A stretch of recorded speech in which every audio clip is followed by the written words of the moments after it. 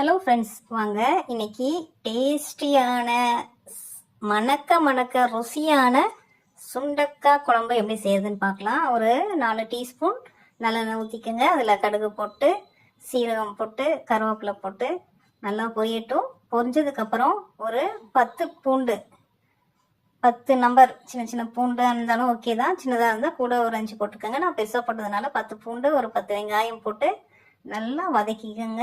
நல்லா வதங்கட்டும். வதங்கினதுக்கப்புறம் சுண்டக்காய் ஒரு 50 கிராம், நான் 2 பேர் சாப்பிட்ற அளவுக்கு பண்ணியிருக்கேன். ஒரு 50 கிராம் சுண்டக்காய் நல்லா தட்டி அதை கழுவி எடுத்து வச்சுருக்கேன். அதை போட்டு நல்லா வதக்குங்க. வதங்கினதுக்கப்புறம் ஒரு 1/4 டீஸ்பூன் வெந்தயம் போடுங்க. வெந்தயம் நிறையா போடாதீங்க, கசக்கும் ரொம்ப. ஸோ வெந்தயம் போட்டு கொஞ்சமாக கல்லுப்பை ஆட் பண்ணிக்கோங்க டேஸ்ட்டுக்கு.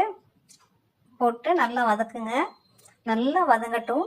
வதங்கி வந்ததுக்கப்புறம் ஒரு பெரிய டீஸ்பூனில் 1 டீஸ்பூன் மிளகாத்தூள், குழம்பு மிளகாத்தூள் போட்டுட்டு நல்லா வதக்கி கொடுங்க. காரம் தேவைப்படுறவங்க கொஞ்சம் கூட நம்ம ஆட் பண்ணிக்கலாம். நல்லா சிம்மில் வச்சு நல்லா வதக்குங்க. நல்லா வதங்கி வந்ததுக்கப்புறம் புளியை கரைச்சி வச்சுருக்கேன். புளி ஒரு நெல்லிக்காய் சைஸ் அளவுக்கு புளி தண்ணி கரைச்சி வச்சுருக்கேன். அந்த புளி தண்ணி கரைசலை நம்ம அதில் ஆட் பண்ண போகிறோம். அதை ஆட் பண்ணிவிட்டு தனியாக வடித்து எடுத்துக்கோங்க. கரைச்சதை அதை ஆட் பண்ணுங்கள். புளி தண்ணியை ஆட் பண்ணிவிட்டு நெக்ஸ்ட்டு நல்லா கிளறி கொடுங்க. நல்லா கிளறி கொடுத்துட்டு கொதி வர வரைக்கும் வெயிட் பண்ணுங்கள். ரொம்ப ஹை ஃப்ளேமில் வைக்காமல் மீடியம் ஃப்ளேமில் வைங்க. அப்போ தான் சீக்கிரமாக உங்களுக்கு கொதித்து ரெடி ஆகும்.